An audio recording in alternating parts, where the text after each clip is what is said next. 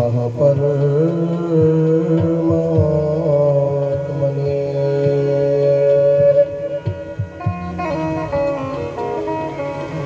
नमः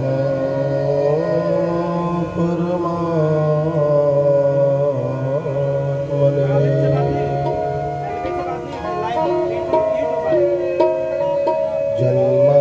जन्मादिशयतो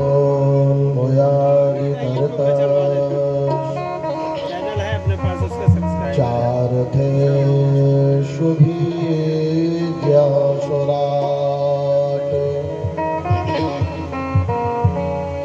तेने ब्रह्महृदायादिकवये मुह्यन्ति यत् शूरयः तेजो वारिमृदां यथा विनिमयो यत्र त्रिसर्गो मृषा धाम्ना स्वेन सदा निरस्तकुकम् सत्यं परं धीमहि। धाम्ना स्वेन सदा निरस्तकुकम् सत्यं परं धीमहि।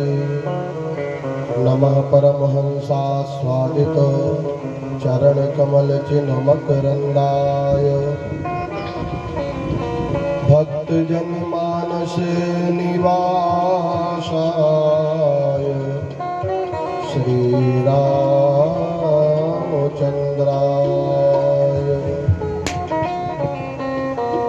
वागीशायस्य वदने लक्ष्मीर्यस्य च वक्षसि यस्यास्ते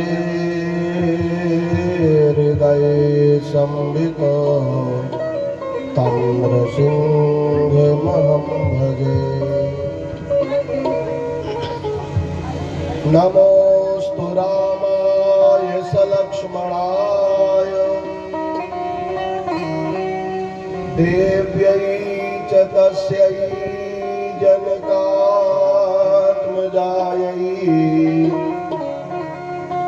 नमोऽस्तु रुद्रेन्द्रियमानिलेभ्यो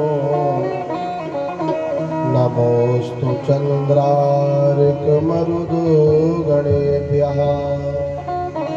ये श्रीमद् वाल्मीकि रामायण का श्लोक है। इसमें 33 कोटि देवी देवताओं को एक साथ प्रणाम किया गया है। अलग अलग देवी देवताओं की स्तुति करेंगे, साधना करेंगे। अल्प काल का जीवन है, इसलिए श्रीमद् वाल्मीकि रामायण में एक श्लोक में 33 कोटि देवताओं की स्तुति की गई है। ध्यान कर लो, फिर 33 कोटि देवी देवताओं का नाम बताता हूँ। नमोस्तु रामाय सलक्ष्मणाय देव्यै च तस्यै जनकात्मजायै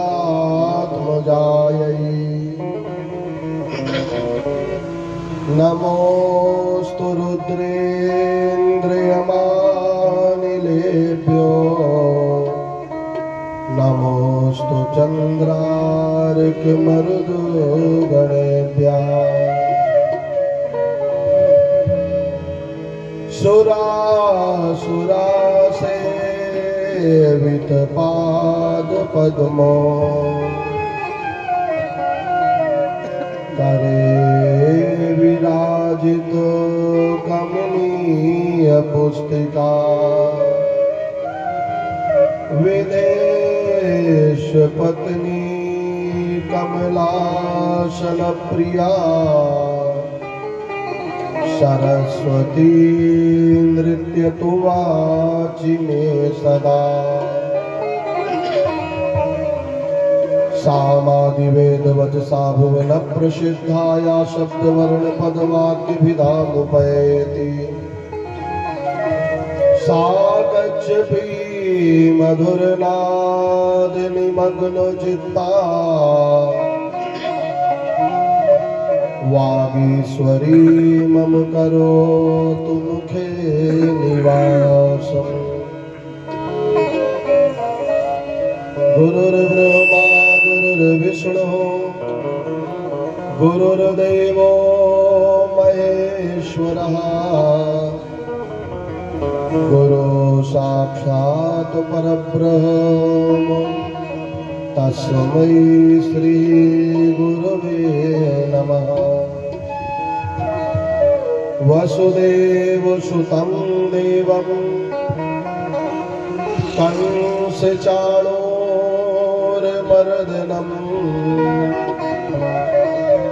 देवकी परमानन्दम् श्रीकृष्णं वन्दे जगद्गुरो। देवकी परमानन्दम्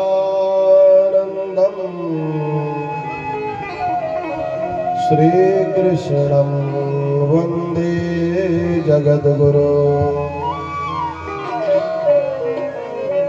जगद्गुरु जगदाधार जगन्नियंता अखिल कोटि ब्रह्मांड नायक परात्पर परब्रह्म पूर्ण योगेश्वरेश्वर ब्रजेंद्र नंदन भगवान श्री वासुदेव कृष्ण चंद्र की असीम महती कृपा के फलस्वरूप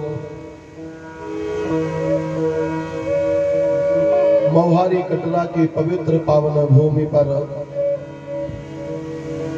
संगीत में श्रीमद् भागवती कथा के आज चतुर्थ दिवस के द्वितीय सत्र की ज्ञान गंगा में गोता लगाने के लिए हम सब लोग तैयार हों।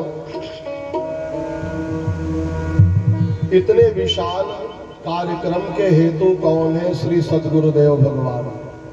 सद्गुरुदेव भगवान की प्रेरणा से अधिकांशतः जितने लोग हैं यहाँ सबको गुरुजी पढ़ाए होंगे। आदरणीय परम पूज्य गुरुदेव श्री मकसूदन प्रसाद चतुर्वेदी जी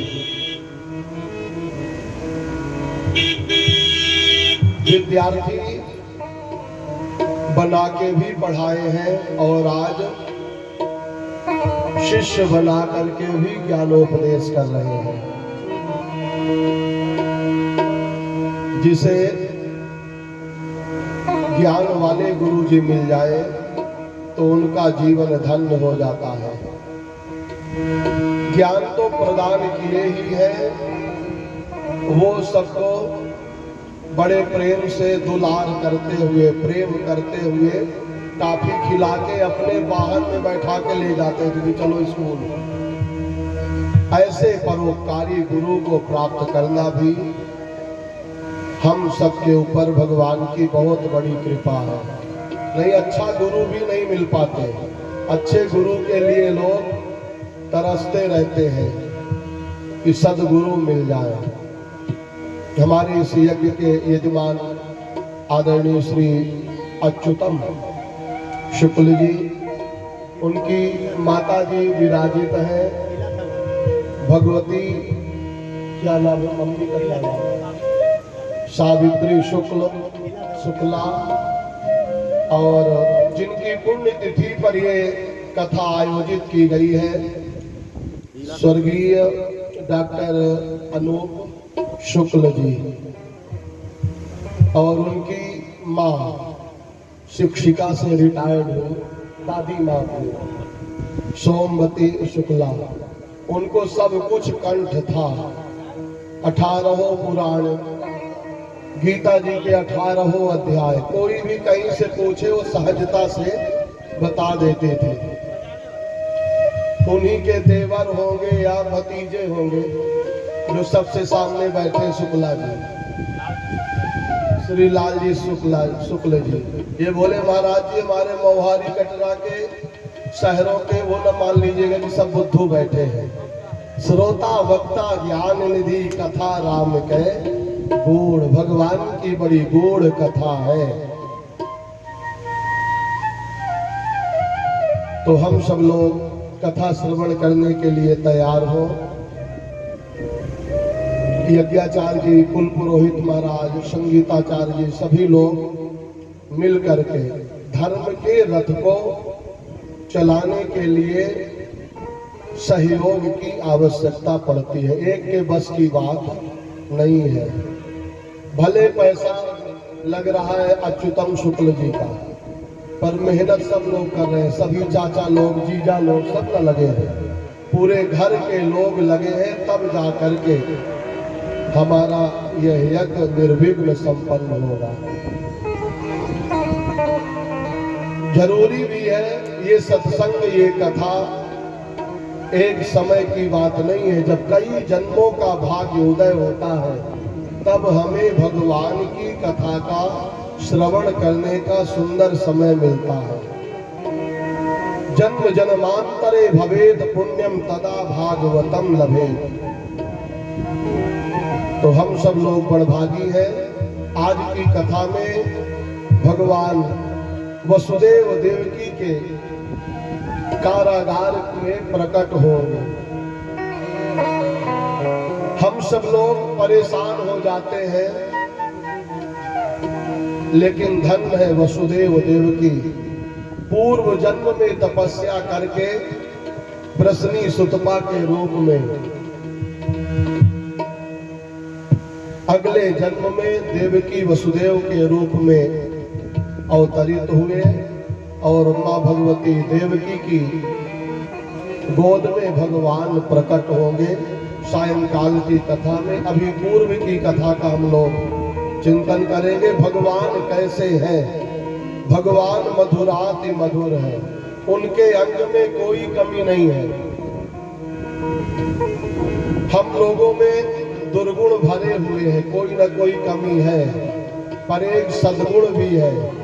सर्वांग सुंदर परमात्मा में कोई कमी नहीं है। उन असीम गुणों से संपन्न गोविंद की झांकी का हम सब लोग दर्शन करेंगे। बोल वृंदावन बिहारी लाल की जय। एक राज की बात मैं बता दूं, ये मोहारी कटरा में जब मैं तपस्या कर रहा था 4 महीना पहले, हम दोनों भवम भवानी पति पत्नी पैदल रीवा से मैहर गए थे। तो पहला विश्राम मैं मोहारी कटरा में किया था, पांडे परिवार में जो सबसे लास्ट में घर बना है नया, वहाँ रात भर रुका रहा, सुबह फिर 4 बजे निकल गया था। इसलिए मुझे बड़ा सुख लगा कि चलो 4 महीने बाद मुझे भगवान की कथा गाने का मौका मिल गया।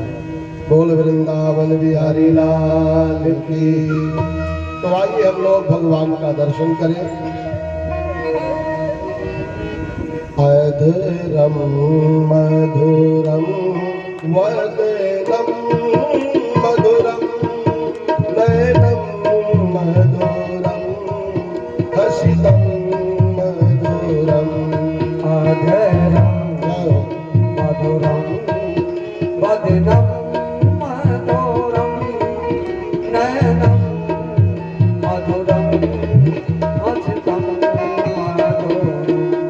हृदयं मधुरं गमनं मधुरं मधुराधिपते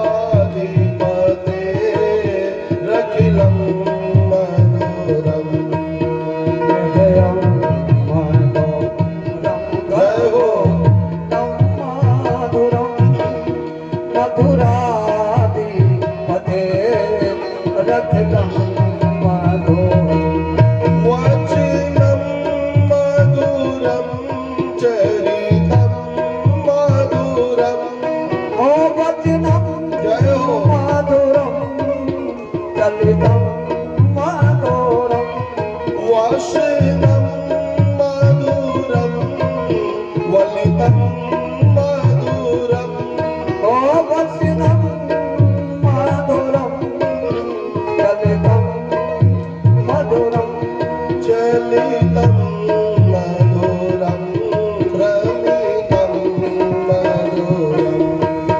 चलितं मधुरं भ्रमतं मधुरम् मधुराधिपते रखिलं मधुरम्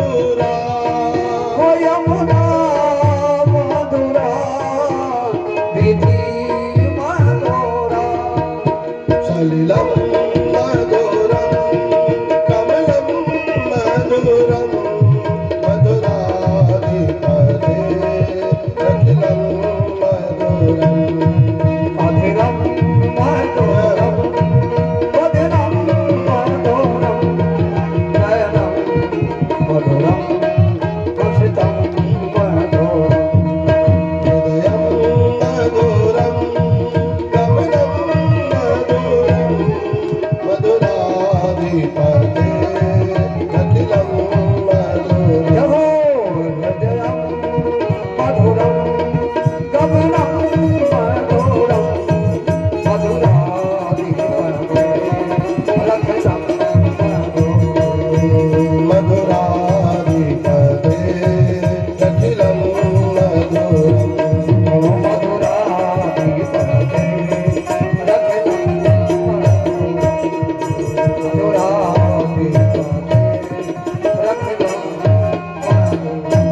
बोल वृंदावन बिहारी लाल की श्रीमद् भागवत महापुराण की श्री सद्गुरुदेव भगवान की जय जय श्री राधे श्याम। अखिल कोटि ब्रह्मांड नायक अकारण करुणा वरुणालय गोविंद की मोती कृपा के फलस्वरूप कल की कथा का हम लोग चिंतन करें। कल कथा में हम लोगों ने सुना कि अपने भक्तों की रक्षा के लिए परमात्मा न जाने कैसे कैसे रूप बना लेते हैं। भक्तों ने मोको नाना भांति नचायो, जैसा भक्त चाहे उसी प्रकार से भगवान को नाचना पड़ता है। हम लोग जरूर कह देते कि सब ही नचावत राम गोसाई।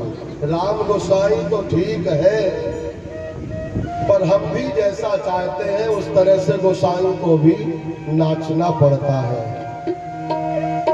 देखिए कल की कथा का चिंतन करें।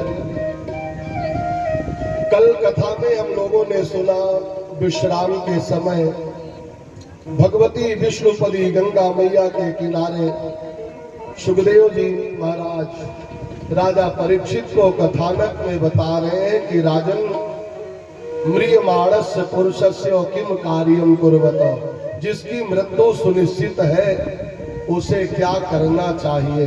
तो मृत्यु तो सबकी सुनिश्चित है भैया, चाहे कोई भी हो, सबको एक ना एक दिन लोक को छोड़ करके परलोक में जाना पड़ेगा। कथा प्रसंग था कल का कि हिरण्यकशिपु अपनी मां की गोद पर सिर रख करके लेटा हुआ था कि इधर देवर्षि नारद आए, आकर के बोले हिरण्यकशिपु तुम अपनी मां की गोद में सिर रख के लेटे हो, तुम्हें मालूम नहीं है कि तुम्हारी मां कितनी दुखी है। हिरण्यकशिपु उठ करके बैठा। हिरण्यकशिपु का अर्थ क्या है? सबके नाम का अर्थ है कुछ ना कुछ। हिरण्य मतलब सोना, कशिपु मतलब पलंग। जिसके घर में 150 ग्राम सोना हो जाए तो नींद नहीं आती, और अगर कोई सोने के पलंग में लेट जाए तो क्या उसे नींद आएगी? नींद नहीं आ सकती। ऐसा हिरण्यकशिपु, चिंता सताती रहेगी। सोना का अर्थ क्या है? एक सोना होता है गोल्ड, दूसरा सोना होता है स्लीपिंग करना, थकावट मिटाने वाला। हिरण्यकशिपु नारद जी से कहा, हे गुरुदेव बताएं क्या कारण है। नारद जी ऐसे महात्मा हैं जो सबके पास पहुंच जाते हैं, देवी देवता राक्षस मनुष्य सबके पास नारद जी पहुंच जाते हैं। और नारद जी ने तुरंत कहा, तुम्हारे माँ के दुख का कारण है, माँ अभी तक नहीं बताई। भगवान विष्णु ने तुम्हारे भाई को मार दिया।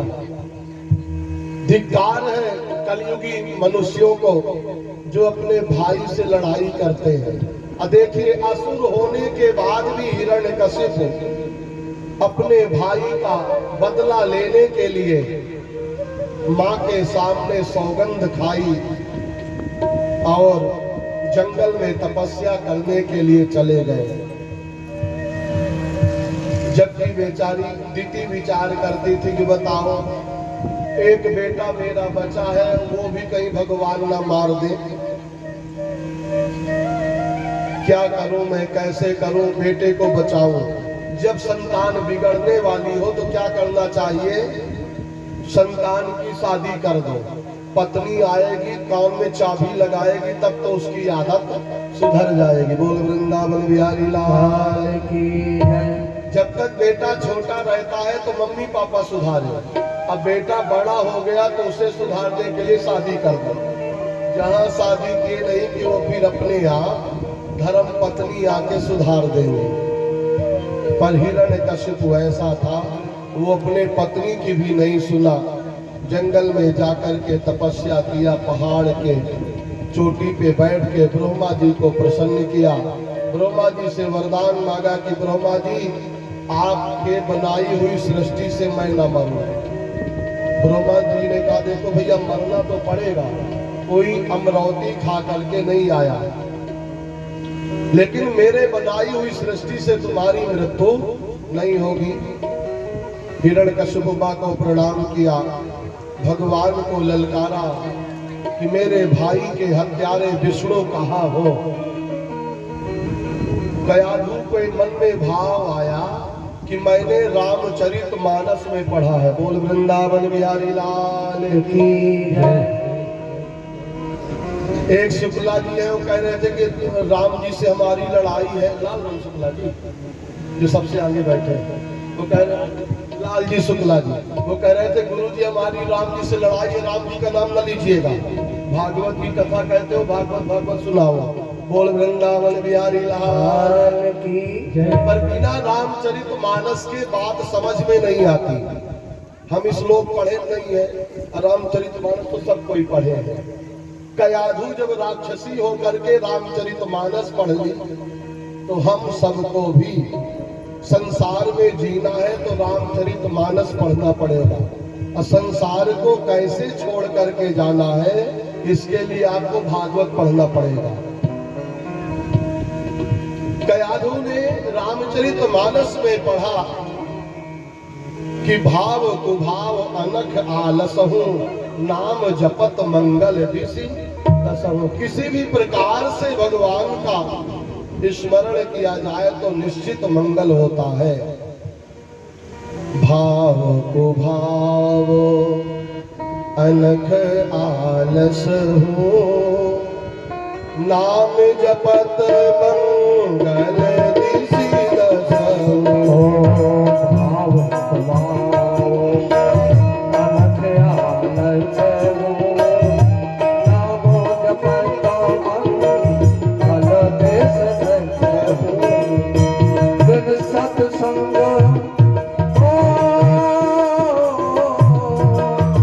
बिन सत्संग विवेक ना होई राम कृपा बिनो सुलभ न सोई।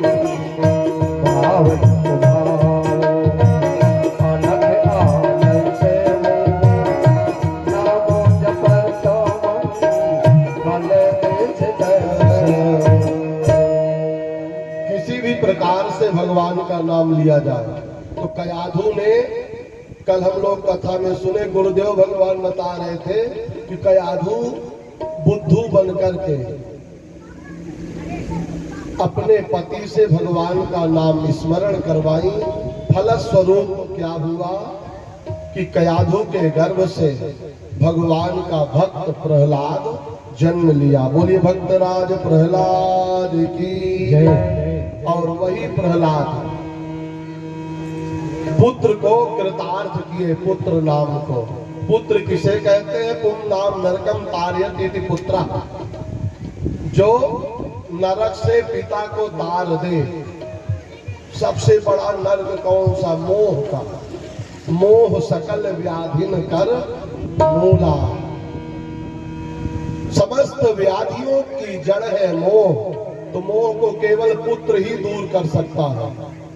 गुरु का ज्ञान भी फीका हो जाता है, भाई का प्रेम भी फीका हो जाता है, पत्नी का समझाना भी फीका पड़ जाता है, पर पुत्र जब डंडा लेकर के समझाता है तब माता पिता को बात धुंधकारी की तरह पैदा हो गया, तो तब माता पिता को समझ में आता है कि जिसके लिए मैंने गृहस्थी जोड़ी आज वो ही मुझे डंडा लेकर के मारने के लिए खड़ा हो गया।